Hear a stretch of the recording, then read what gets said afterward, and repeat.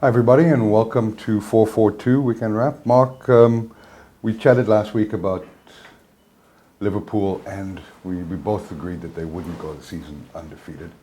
I don't know if we thought it would be this weekend that they lost. No, I thought Watford could be a game that it could be a draw, especially away from home. Saw 0-0 at halftime, didn't think they were playing well, didn't pick a 3-0 defeat in that second 45 minutes. I don't think anyone did. But if you go since the break, and we've spoken about that the last 2 weeks, Norwich 1-0, they lost to Atletico, 2-1 down at home, came back 1-3-2 and lost 3-0. They've just looked like a team that knows they've won the league. Yeah. They also look a bit exhausted and look tired. And fair play to them, 44 unbeaten league matches in the Premier League, the most ever, the highest sequence. They've just played magnificently up until that break. Yeah. And they really have struggled to find that form, and everyone's been saying that there has to be a dip coming somewhere, and I think we've seen that dip at the moment. Hopefully they'll get it right for that return match against Atletico. Well, they've got Chelsea, I think, this week as well in the FA Cup, so I think they'll put out a decent side for that. Yeah, I don't see him putting out those under 16 side for this one, because now, as you said, the unbeaten record's gone. What's the focus? It's the treble. So just amazed at the response I've seen on social media. You'd think that Liverpool have just lost everything. You know, that's the Man United fans went mad again, and someone said, we are 37 points ahead of you. 37, I just want to say that, ahead of you with 10 games to go. So, well, I found out James Dalton's a Man United fan yesterday as well. Oh, did you? Yeah, he broke the news to me. Well, Bully, your team did get a 1-1, and my team took a 3-0, but there is 37 points still the difference between us. My team won 4-0 against Hull, Leeds. Yep, they'll go up. They're second place, consolidated there. They should have gone up last year as well. Yeah, shoulda, coulda, woulda. Yeah. But Liverpool, Jurgen Klopp, I think in a way he may be relieved that unbeaten run is now gone, because he just said kudos to Watford, better team, we'll learn from this. You can just see the hurt and the disgust in the Liverpool. Virgil van Dijk just said, this is unacceptable. Like, how the hell can we actually perform like this? But I've seen that with all the great teams, regardless of sporting codes. There comes a moment where they just actually want to lose that one and start again and rebuild. And the pressures, everyone was talking about it. And I think when they equaled that Man City record of 18, it was as if that was good enough for them. But disappointed that they lost the way they did. Yeah, for sure. 3-0.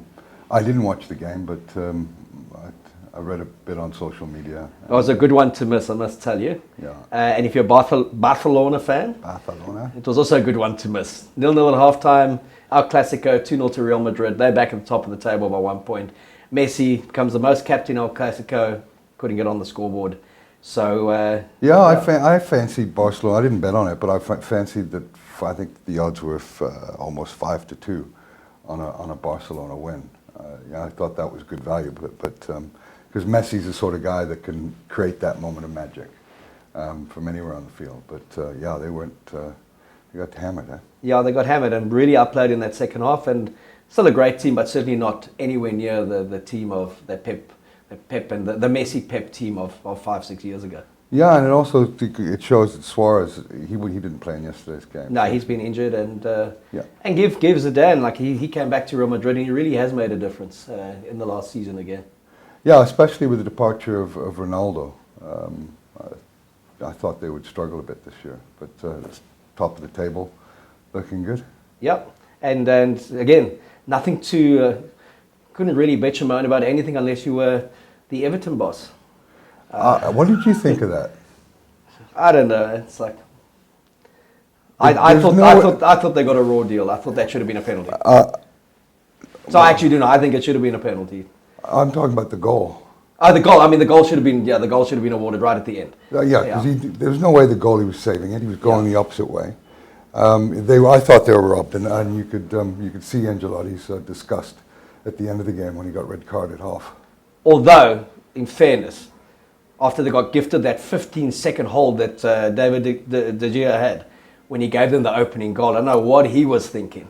Holding the ball, and then just tapping it into the oncoming striker and back of the goal. Yeah. I mean, for a world-class keeper, I think he's made 20 goalkeeping errors this season, and 7 of them have led to goals.